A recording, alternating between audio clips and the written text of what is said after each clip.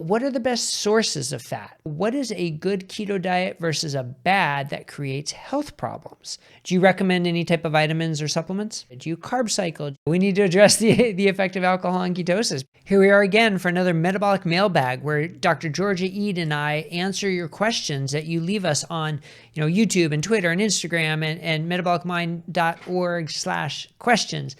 We love to hear from you, and we thank you so much for your questions. So please keep them coming. We want to address everything related to ketogenic therapy, metabolic psychiatry, ketosis in general, and lifestyle interventions to improve your metabolic and mental health. So please keep the questions coming. So here's another episode of our mailbag with Dr. Georgia Ede. Hey, Georgia, welcome back to another Metabolic Mailbag episode. Thanks for joining me again. Good to be back. Yeah, I mean, we've already addressed so many questions that we've gotten from the audience, and there's so many more to address. People sending us comments on YouTube, on Instagram, on X, and at metabolicmind.org/questions. So we love getting these questions. We love addressing them, and we really hope it's helping everybody. So let's dig in to this episode, where we're going to talk about caffeine and alcohol, and we're going to talk about what happens if you've been on keto for a certain amount of time, and then your anxiety worsens. But we're going to start off with finishing the second part of the question that we ended our last episode with. Freedom to Be Me from YouTube asked about how much fat per day should you eat, which you did an amazing job answering that question. But what are the best sources of fat? So that's an interesting one. How do you counsel people on the best sources of fat? I keep it actually quite simple, and it's really just fat from whole plant and animal foods. So whichever foods if you're eating a plant-based diet, animal-based diet, or an omnivorous diet, just fat from whole foods as opposed to factory fats. So this could be avocados, olives, coconuts, duck fat, tallow, egg yolks. And these are the types of fat that, really what matters is the quality of the fat. And so if it's fat from whole foods, you're always going to be on pretty solid ground. So what you want to avoid, in my opinion, is factory fats that come from factories. And these are especially the vegetable oils, soybean oil, sunflower oil, safflower oil, corn oil. Even though we are told they're heart healthy and they're plant-based, we are designed to handle a certain amount of the fatty acids that are in those oils, but not in large quantities and, factory produced. And so there are many different possible problems with this, but the simple answer is eat, just as with everything else with nutrition, follow whole foods principles and get your fats from whole foods. Yeah, and I think, a lot of times when people ask this question, they say, well, what about saturated fats? What about monounsaturated fats and polyunsaturated fats? And I think, one great part of the answer is, well, if you have a specific leaning one way or the other, you can design a ketogenic diet to fit that. It doesn't have to have any saturated fat. It doesn't have to have any, seed oils, right? You can fit your diet. You can arrange your diet to fit that. Now, that being said, I find it so frustrating that I think the only reason we even talk about seed oils is because of this fear of saturated fat. That's why they were designed, right? And they were also designed because they're cheap and easy and whatnot. But if there wasn't this fear of saturated fat, then we wouldn't really need to have the seed oil discussion. But I think that lays it out, that if you're eating fat from a whole food source, you're in a pretty good spot and you're doing all right. Yeah, you really can't go wrong there. So I think it's keeping it simple, I think is really the best strategy. And like you were saying, on a ketogenic diet, the thing about a ketogenic diet that makes it ketogenic is the macronutrient composition. How much protein, how much carbohydrate, and how much fat. And so, but that fat and that protein can come from plants, animals, or both. So you could get the same macronutrient ratios whether you prefer to eat all plants, all animals, or a combination of the two.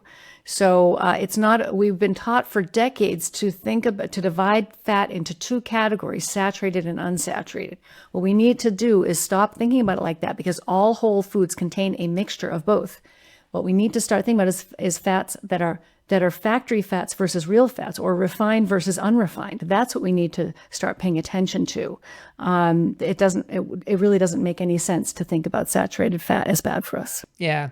And when we're at home and we're cooking for ourselves, we can control all of that. When we go out and, we're at a restaurant, it can be harder to control. Now, do you recommend when people go to a restaurant, they specifically say, please don't give me any seed oils, cook my food in butter or whatever other, natural fat you might have? Do you recommend that? This is a tough one because most restaurants do use vegetable oils. They are inexpensive. And even when restaurants put what they say, if you ask for, say, olive oil and vinegar for your salad dressing instead of a bottled or restaurant dressing, which almost always is going to have vegetable oil in it. If you ask them, oh, can you just bring me some olive oil and vinegar? 9 times out of 10, that olive oil is not going to be pure olive oil. It's going to be olive oil mixed with a vegetable oil, again, because it's less expensive.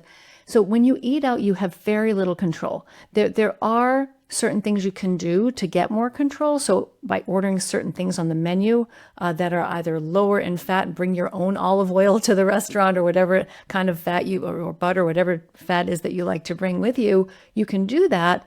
Or you can order things that you know don't have very much fat in them, or you can actually see the components of the meal. But you honestly, if you're eating hot food that's been cooked in any kind of a fat, it's almost always vegetable oil. So eat out as little as you can, and be careful when you're ordering on the menu that you're ordering things that are much harder to hide those vegetable oils in. Yeah, I think that's good advice. And when I talk to patients, my general approach is, look, if you're eating out like once a week, it's probably not that big of a deal, right? Because there is certainly a dose response. But there are some people who, might be in sales or might be in some sort of job where they are out at a work dinner 4 nights a week, 5 nights a week, right? And they're eating out.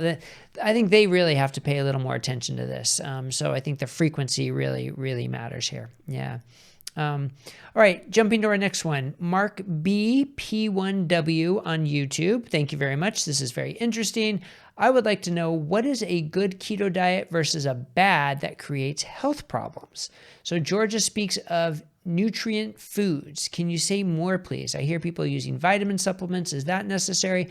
So I think this brings up a good question. Like, we talk about a keto diet as if it's one thing, which it clearly is not. There are so many different versions of a ketogenic diet. It's any diet that gets your ketones, that gets your body producing ketones, right? So are there different, good versus bad to sort of put labels on them? How do you respond to that? Yeah. So thanks, Mark. I love this question because it's true. I mean, just like any diet, there are healthier and less healthy ways to construct it. And so again, following whole foods principles is really key. And so it's really, really important.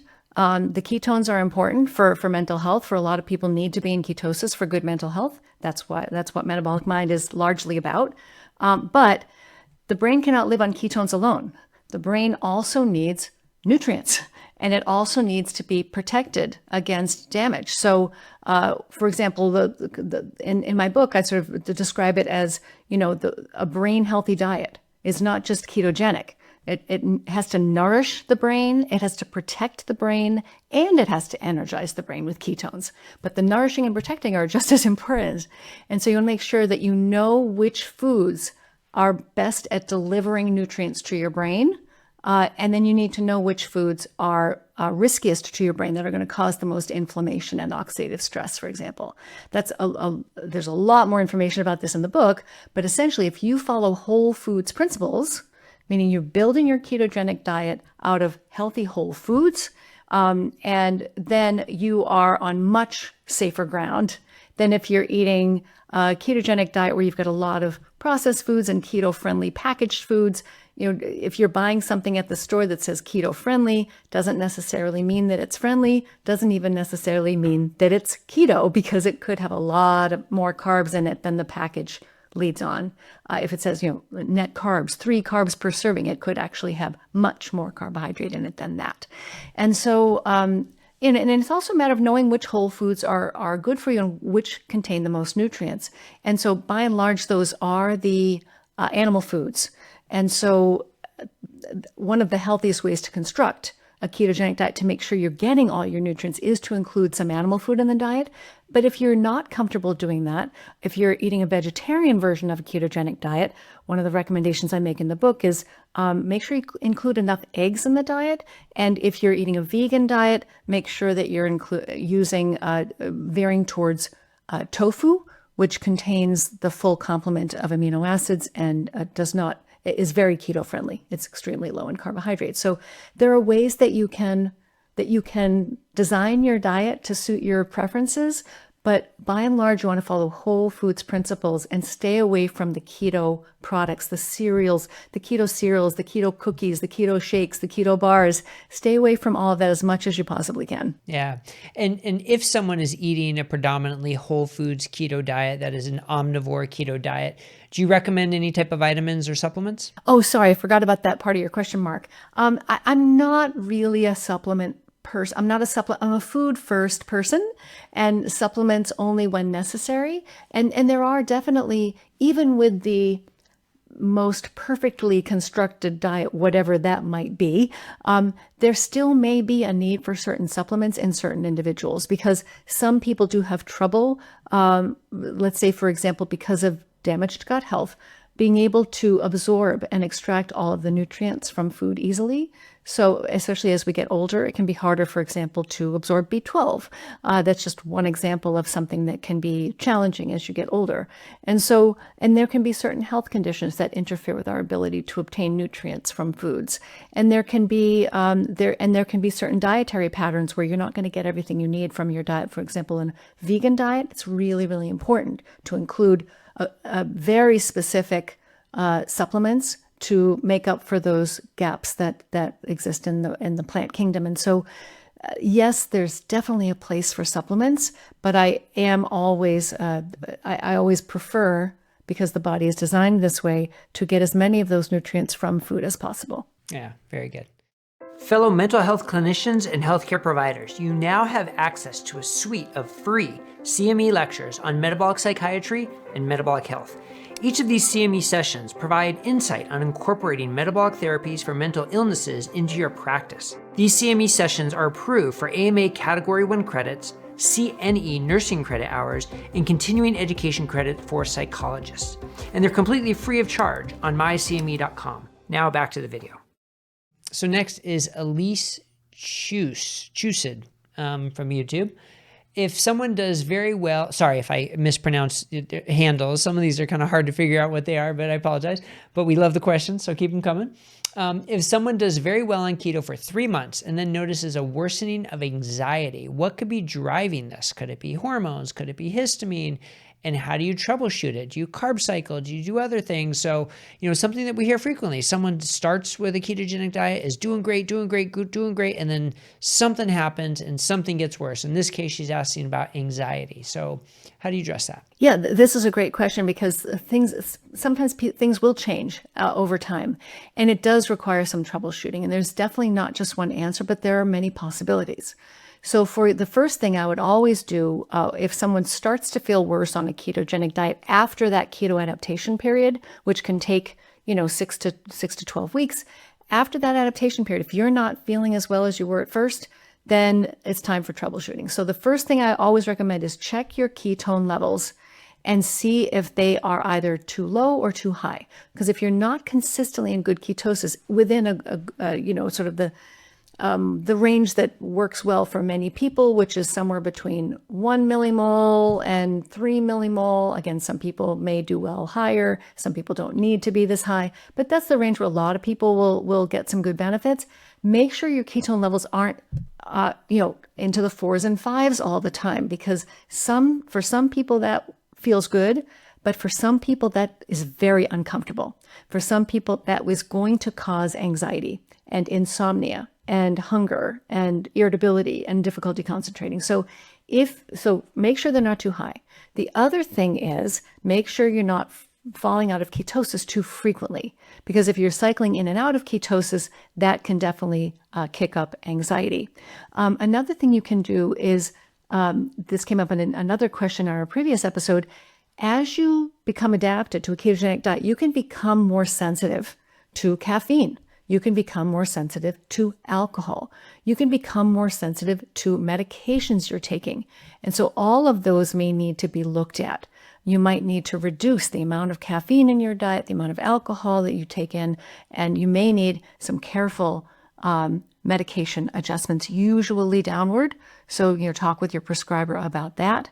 And then you can look at, and you mentioned, Elise, you mentioned histamine, which is such a good question because, and there's information about this in my book as well, is that histamine can, people who are sensitive to histamine, histamine is a molecule that naturally builds up in aged, processed, fermented, and cured and smoked and meats and cheeses, especially high protein foods like meats and cheeses.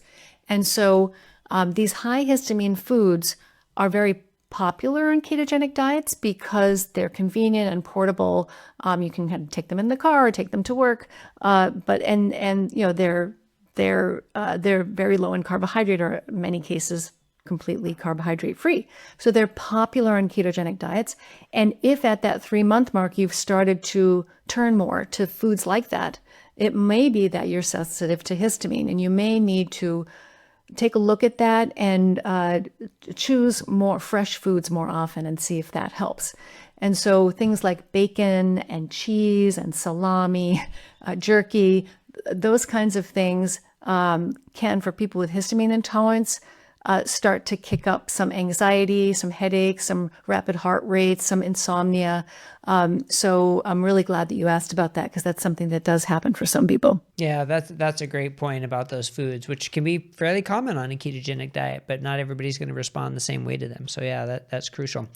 Now, I think you addressed how to troubleshoot it, but one specific thing she brought up was carb cycling, which, is a wonderful topic, whether it's related to this specific situation or not. Just what are your thoughts on carb cycling for someone who's in ketosis and following a ketogenic diet? I'm not a fan of carb cycling, and the partly because, well, for several reasons. So one is, if you cycle out of ketosis and your brain happens to do better when you're in ketosis, you're going to lose some of those benefits when you cycle out of ketosis. Another reason is because many people struggle with carbohydrate addiction. And when they cycle out of ketosis, they sometimes can have a really hard time getting back into ketosis. Sometimes thinking that you're going to stop the ketogenic diet and increase your carbohydrate intake for, say, just a weekend may turn into a week, a month, 6 months. It can be very, very difficult to find your way back if you have, and you know who you are, if that's your history. So it's very dangerous for people with food addiction. Another reason is that I don't see a biological need for it. So there is an argument out there that that carb cycling is important because we need to have higher levels of insulin to support certain bodily functions like growth and repair pathways. There's even a very popular argument out there that women need to have carbohydrates periodically in order to have healthy hormonal cycling and healthy reproductive function. This is a myth. This is not the case. There is no biological requirement for dietary carbohydrate for males or for females. So if you are worried that your insulin is being kept too low for too long and you want a boost of insulin, just eat more protein and you'll get a boost of that insulin without the risk of carbohydrate. But if you really do think that if you're really worried and you want to have carbohydrate, if you do carb cycle, which again I don't recommend, at least stick to whole food sources of carbohydrates like fruits and starchy vegetables, as opposed to ice cream and cookies and cakes and pies and those kinds of things, because it's much easier to find your way back and it's much healthier to take in those kinds of carbohydrates than the processed ones. Yeah, I think that's a really important point, a number of points. Now, Elisa also asked a separate question specifically about perimenopause.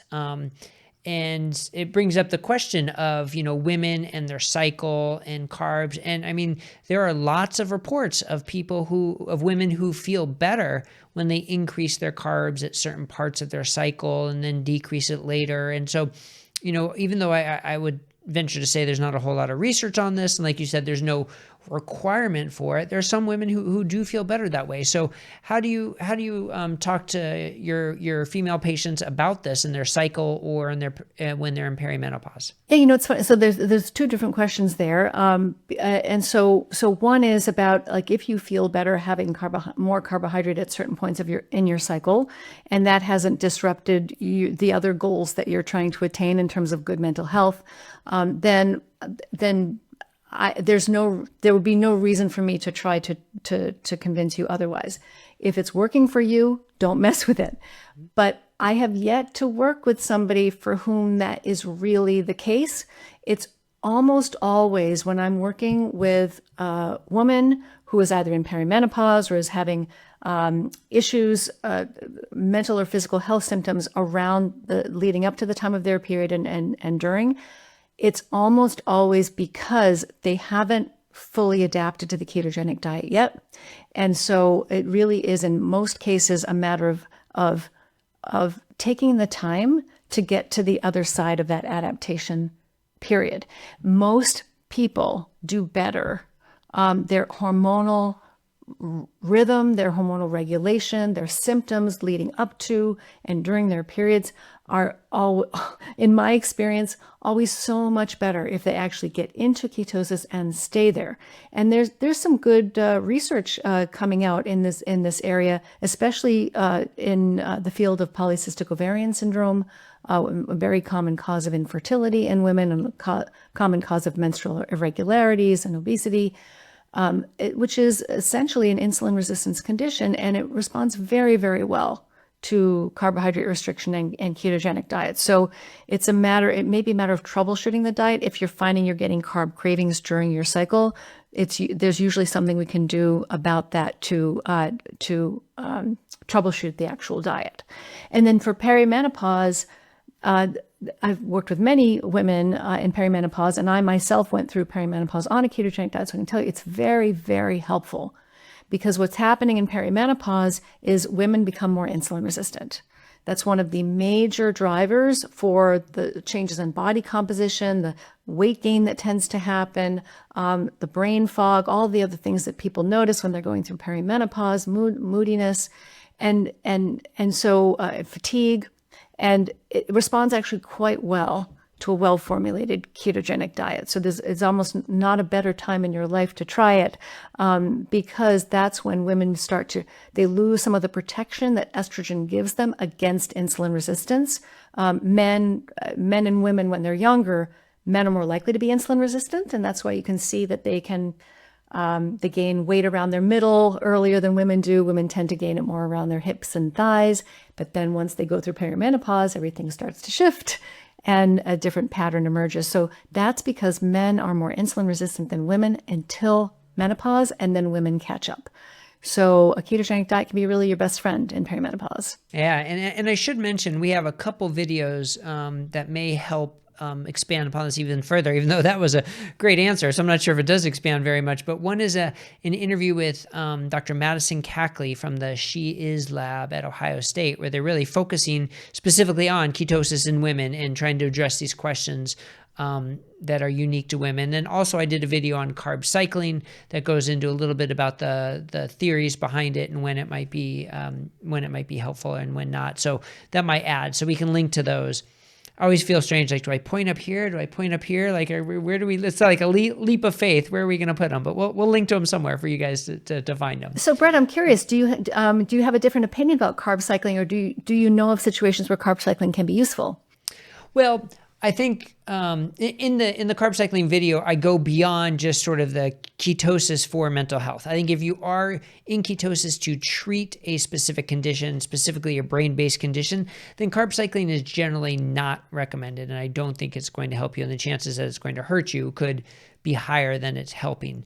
Now, in athletes who are trying to, in athletes, it's very different. Or in people who are just, trying to be in ketosis for general health, but miss parts of not being in keto or of a non-ketogenic diet. So sort of how do you frame carb cycling in a healthy and safe way? And then it doesn't give you license to eat whatever you want when you're carb cycling. You still need to focus on the healthiest natural carbs you can find, So it's sort of those patterns, but not to counter anything you say. Completely agree with everything you said. Oh no, and I agree with what you said. So yeah, that's thank you. I was just curious to hear your perspective. All right. Well, why don't we do one more for this episode?